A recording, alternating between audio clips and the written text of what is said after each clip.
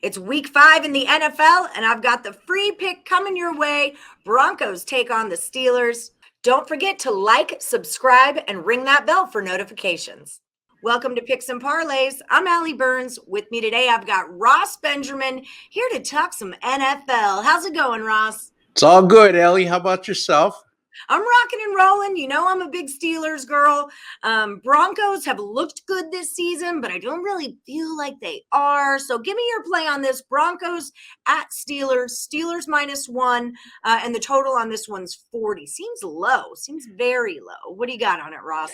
Well, when a number is that low, there's usually a good reason. When a number is that high, it's usually a good reason. So this has all the makings of a snooze fest. You got a Pittsburgh team that has scored 17 points or fewer on offense. Now, they had 23 against Buffalo. How did they beat Buffalo, by the way? That's unfathomable to me. But anyway, they've scored 17 points or fewer offensively in all 4 games this year. They did score on a punt block against Buffalo is where I was going with that. So they haven't done a lot offensively. And Ben Roethlisberger looks like the second coming of the Pillsbury Doughboy. Terrible. Look it reminds me of Muhammad Ali when he was hanging on late in his career and getting beat up.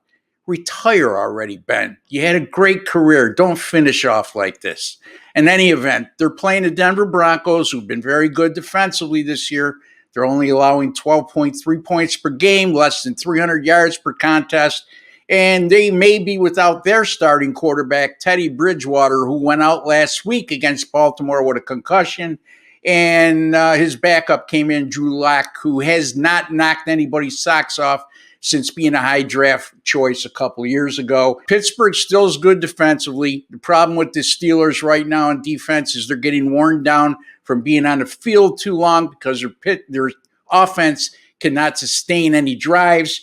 But I do see this one playing out like a 13-10, 16-10, 17-13 type of game. So even though I'm not going to let this low number scare me away, Ellie, I'm going to go under the total of 40 with the Broncos and the Pittsburgh Steelers. Yeah, I definitely agree with this. I think there's so many public bettors out there that are going to think that going over a 40 is an absolute steal. But just like you opened with, there's a reason that number is at 40. And as much as I love Pittsburgh and the Steelers, I'm not that into Ben. I'm totally like swiping right on him because it's not happening, Ben. The time has come. Hang him up, sugar. All right, Ross, thank you so much. One more thing to just point out, if I may. Okay. The game did open up at 41.5, and it's down to 40. So, folks, the last I checked, and I've been doing this for quite a while, public betting usually favors the over, okay? And the public wasn't lining up on Monday morning or Sunday night to take the under. So that's a lot of sharp money that's gone that way. So keep that in mind. And just a hint in the future, if you see a total move down like that where the number goes lower, look for a reason to use the under more than the over. All right. Well, I love that advice, and I'm sure that our viewers appreciate that as well. So thank you so much, guys. Check out Ross Benjamin over at picksandparlays.net. That's where you find his premium picks and packages. Until then, we're taking it under with the Broncos at the Steelers.